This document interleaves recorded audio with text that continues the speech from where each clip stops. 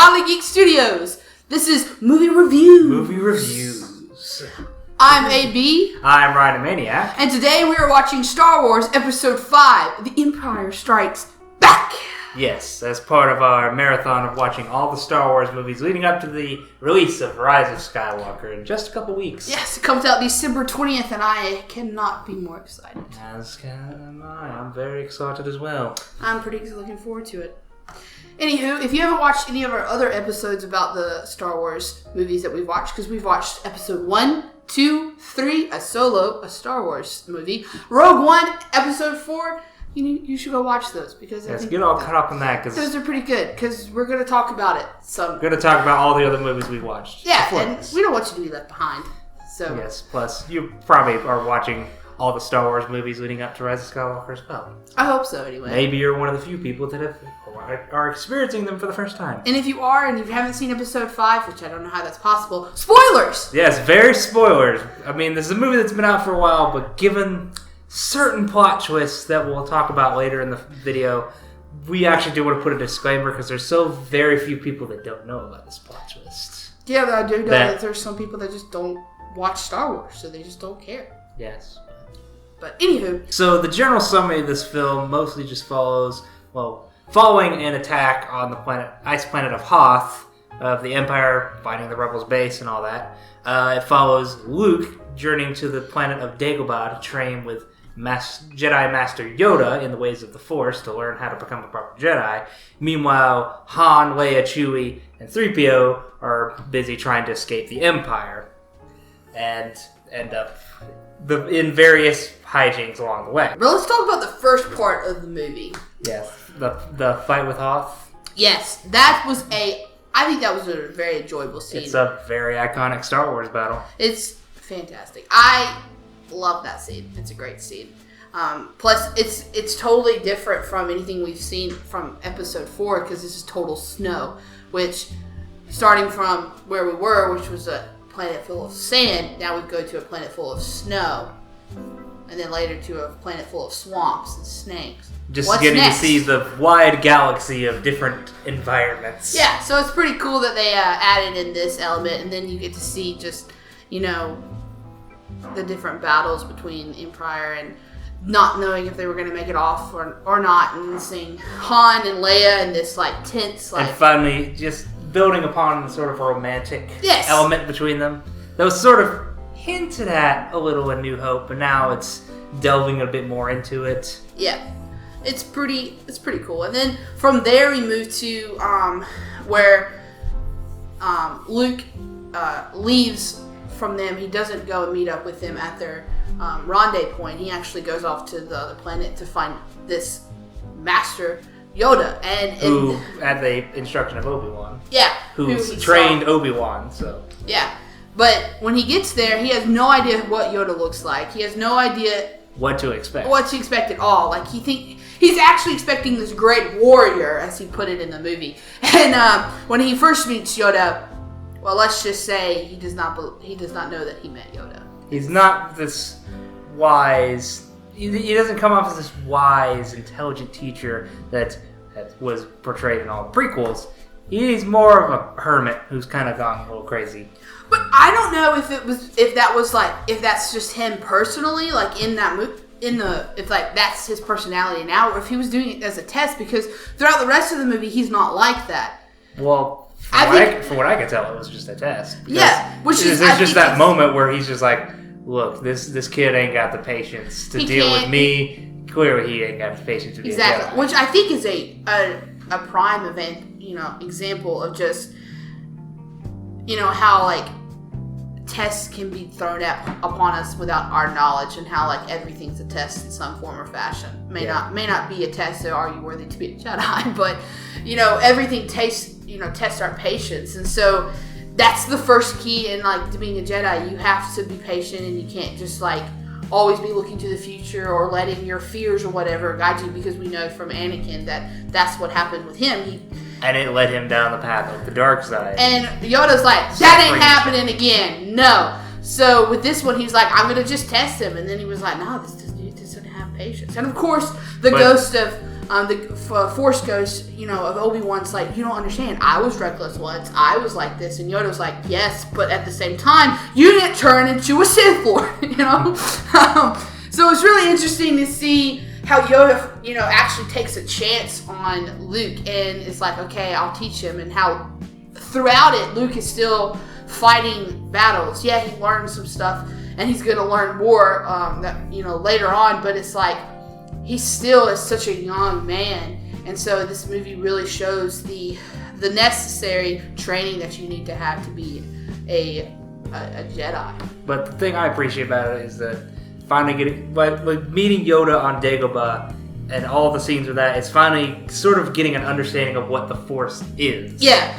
that is more giving sort of giving you a general description of what it is. That it's not this super mega power, it's just a life energy. It just exists within the universe. Yeah. And just the Jedi way is to sort of tap into it for a means of guidance and wisdom and all that sort of thing. And then the Sith would use it just for a means of power. Yeah. And all the different variations of it throughout it, because there's more than just the Jedi and the Sith. Yeah, and it also, too, which is really, really good, too, about this movie, because understanding that this movie was the second movie ever in Star Wars, it starts to explain a little bit how Darth Vader became, because it talks about fear and anger and how that leads, and hatred leads to the dark side, and how Obi-Wan, his ghost, and Yoda are telling him before he leaves to go help Han and Leia, hey, do not let fear or hatred guide you. Otherwise, it'll lead you down the path that Vader did. And it's so similar to when he's in the cave and he sees himself in Vader. Yeah, that's his biggest enemy is himself. It's supposed to be a warning saying, look, if you are reckless and crazy about this, you're going to go down the same path Vader did. Exactly. And leaving little hints of what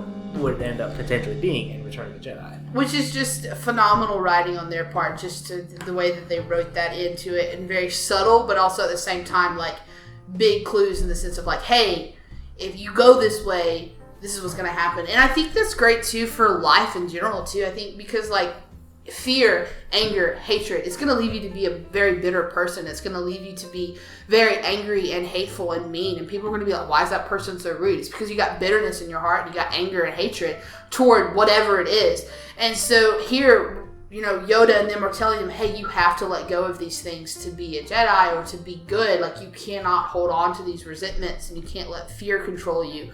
So I see that, too, as, like, something that we can apply to our lives, especially us as Christians, because, like, if you go down the path of anger, then you're going to go into this just horrible person that nobody wants to be around. But if you go down a path of light, which is, letting go of your fear and trusting people around you and having patience and having, a sense of other things around you, then you're going to be a better person for it, which I think is just really cool to see that within this movie. And I think that also works just in the matter of how the Force is explained and how it's portrayed as being this life energy that exists within every being.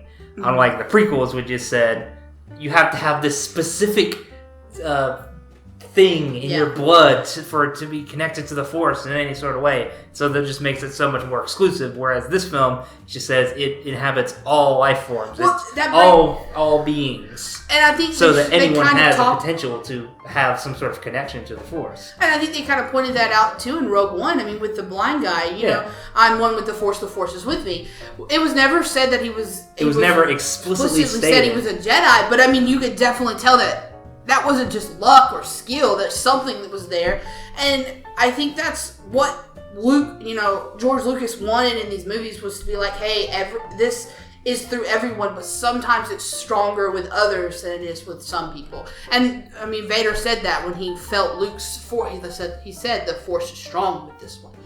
And I think, some people are just meant to be Jedi, and I think some people aren't. And I think that's something that George Lucas was trying to portray in this movie.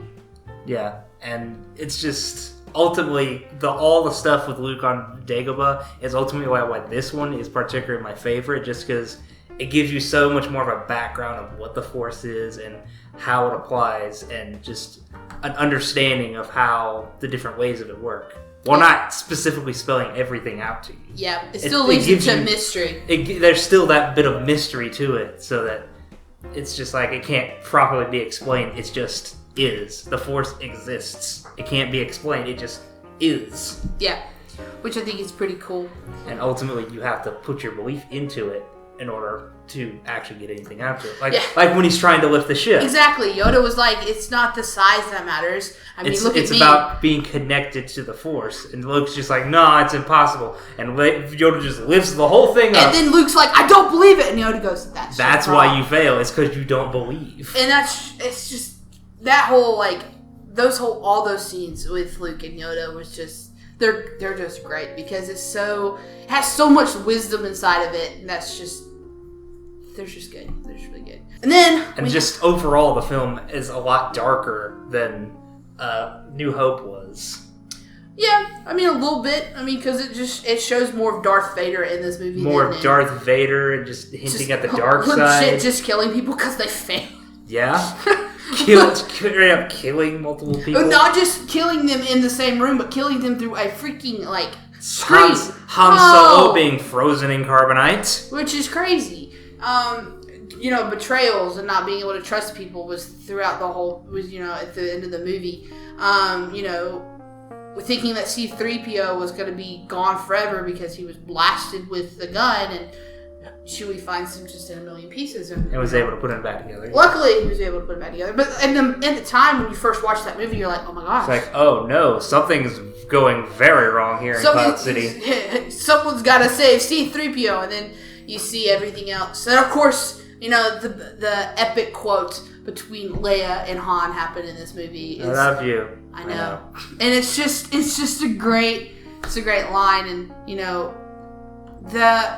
their dynamic and their love that's starting to grow even more in this movie is really interesting to watch and see how that's progressing a lot better than in the prequels when it's just weird, awkward love dialogue between Anakin and Padme. This is actually like... This comes off more like as an actual romantic couple. Yeah, which is really good. And then Chewie, who's just Chewie. And Chewie being his big hairball self.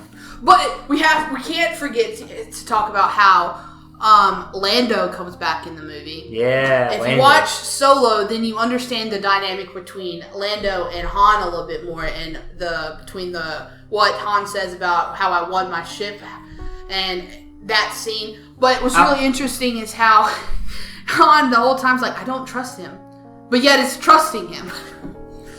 I know we said before Solo feels kind of like a pointless film. After rewatching this one, yeah, I kind of like having seen Solo. Just getting a little bit of the background. Between Han and Lando. Mostly just for Han and Lando's sake. Yeah, everything else in that movie was kind of pointless. But the stuff between Han and Lando, that was really cool. Yeah, because it kind of shows why this was so important in this movie and what that relationship meant and how Han really did have to kind of, in a way, put his trust on it. And yeah, the trust was betrayed. But then in the end, Lando's not for the sake of I'm getting myself ahead, but mostly just more for the fact of Lando having other people to take care of now. Yeah. Because he's actually responsible as opposed to how he was when they first met. But then when Vader goes back on part of the deal and it's going to take Chewie, C-3PO, and Leia back onto the Vader ship, Lando's like, Yeah, he tries to right his wrong. Yeah. And so, and then at the end of this movie, we see Lando and Chewie go off so they can find Han, so they could save Han. Yeah. Which is, I think, just shows that Lando, even though, started off as kind of someone that we didn't like because he betrayed Han and all them, turns into someone that we're kind of, okay, maybe he's going to turn into a good guy. I mean, once you know who Han really is in Solo, you see what his story is, you go, well, he kind of does stuff like that too. So, I mean, not to that extent, but I mean, he always says he's not a good guy, but we all know Solo's a good guy. Ultimately, he's a good guy at the end of the day. Yeah, and Lando's wanting to be a good guy too, and you can see that at the end of the movie. Of course, we cannot address this film without probably the biggest plot twist in cinema history, arguably. Everyone was Hang on. This is a spoiler warning for any of you who have not seen this movie and are completely blind on Star Wars. stop this video right now and go watch the movie. Then you can come back. Yes. Okay, you done? Okay. The big reveal that Darth Vader is actually Luke's father. What? Yes. I had no idea. Mine blown. And just how big of a twist that is within the context of the original trilogy. I mean, obviously, anybody who watched the films in chronological order knows the big twist. But if you hadn't, or most likely, most people who know, this is probably one of the worst plot twists ever, because it's just one of the most famous scenes of Star Wars. Yeah. To the point that everyone knows about it, and if you not knowing about it is such a rare occurrence, that's why we stress the spoiler so much. So that you could be one of the few people that actually get to experience it fresh in the movie. I think it's just, I remember when I remember that, because I heard the lines a lot, Luke, I'm your father, but I didn't really understand what that meant. I was like, what are they talking about? And when I watched this movie for the very first time and that happened, I went, oh, whoa. And it honestly works about it is that it sort of flips everything you knew from that point on its head. Yeah, everything. Like, what had Obi-Wan told Luke is that his student, Darth Vader, killed Anakin. Anakin Skywalker. And so up to that point, it was a very clear-cut, okay, these are good people, these are bad people. And there's definitely nothing to do with one another. Just one is good and one is evil. And now the lines are completely blurred. And then suddenly, oh wait, the guy that was once good somehow turned evil. How did this happen? And how could Obi-Wan have kept it? Why would he keep that such a big thing from Luke? Yeah. Especially given that it was his father. Right. And why would that keep him? It's just, and too, what's really interesting too about that scene is Darth Vader also cuts off his hand, which is the same hand that in the prequels Anakin lost on episode 2. So it's like mirror what's happening to him. And so, but the only difference between what's happening between Luke and what happened with Vader was Luke is choosing to go the Jedi path. He's choosing to be good and not go into his fear and hatred, while Vader, on the other hand, literally leaped into his fear and was, Empire played on that and was able to pull him in farther and farther until he was completely absorbed. Until by the time he realized it, he was far too gone. And which I think is phenomenal to see how he had that choice. And you could, in a way, I as I was watching, because I've seen this movie so many times, I was watching more of the character faces and how they react to the point. And so as he's Vader's holding out his hand to his son, to Luke, and he's saying, we can rule the galaxy. There's a split moment where Luke's thinking about it, and you can see that he's thinking about it. But then he goes, no, this is still not good, and he falls. And that was the pivotal moment in his character development and into what's going to happen in the next movie. Because if he had chosen to go with Darth Vader, everything else would have changed. Yeah. Everything. Because ultimately, Vader is doing it for the purpose of he wants to get back at the Emperor. He's like, the Emperor took everything from me, but I still could have you join me and we can rule this galaxy. But Luke is still seeing the side of, yeah, but you're still letting hatred and anger rule you. That rather than going the way of the Jedi and just accepting what you've done and moving on from it. But Vader just chooses to hang on to that hatred and anger and revenge of what how the Emperor tricked him and how he lost Padme because of it. And so he's still so deep within the dark side that Luke is like, no, even if we would get rid of the Emperor, that's still bad. Right. And that scene was just really phenomenal. And then you have to talk about how when Luke left Yoda said to Obi-Wan, there's still another.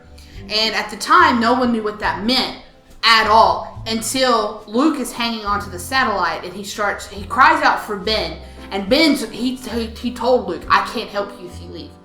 So then he starts calling Leia's name. And Leia, who's on the Millennium Falcon, flying away with Lando and the R2-D2 and C-3PO and Chewie, goes, Luke. And they turn the ship around. So that she hears them. Yeah, she hears him. How did they hear each other? That's the first implement that maybe she also has the Force.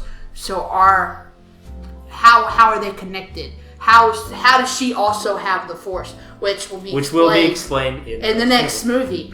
Even though we've kind of already mentioned it in the last one, but Oh well, but it's really interesting to see how that is starting to be played too, and how they go and save him, and he gets a new robotic arm and all this fun stuff, and so how everything is set up for Return of the Jedi with Lando and Chewie going off to try to find Han, or find Jabba the Hutt, and Luke presumably going on to continue his Jedi training. Yeah, so by far one of my favorites. Star Wars movies. It's not my personal favorite just because my personal favorite is still Episode 4 just because that was the one that I started with. But this is still like right there because I just think it's still a fantastic movie. He says this is his favorite. It's honestly my favorite because it did everything that Episode 4 did, but then it topped it by just going much more dark with its material and just going much more in depth with its characters and taking these characters and saying, hey, let's push all of this further and see where it goes. Yep. And it pays off. He made a point when we were texting about watching this movie and about what our favorites were. He said that this was kind of like in a way the mountaintop of Star Wars because yes, Episode 6 is still great and Episode 4 is still great, but and I do have to agree that it doesn't feel like anything really topped Episode 5. And my personal opinion, even with 7 and 8, we haven't seen 9, but even with 7 and 8, this one still is on a whole nother level because it gives you all the action that you want. It gives you explanations that you need. It goes into this deeper level that Episode 4 didn't go, and Episode 6 really doesn't go into either. It's just a phenomenal movie. It gives you everything that Episode 4 did and more, and even leaves you leaving the theater with just so many questions. Yeah. Or leaving the movie, I should say, leaving the theater. This thing's been out so long. But you leave the movie with just so many questions and going, what does this mean? What does that mean? How did Vader turn to the dark side? Those are good movies. When you leave the theater, you leave watching the movie. If you leave the theater and you're still thinking about it for several days, and you talk about it with your friends, and it leaves an impact on you, then that's a good movie. And that's why Star Wars has been around for so long, because it's movies like this, Episode 4, 5, and 6, and even the prequels have left such an impact because it leaves you asking more and more questions, and also at the same time going, well, could you believe this happened? Could you believe this happened? Well, what about that scene? That was a cool scene. How did they make that happen? That is what makes Star Wars something that's generational, because it's just such a phenomenal story. And it's, some people say it's stupid and some people don't like it. And, that's okay, because we all have different opinions and we all have different likes and dislikes.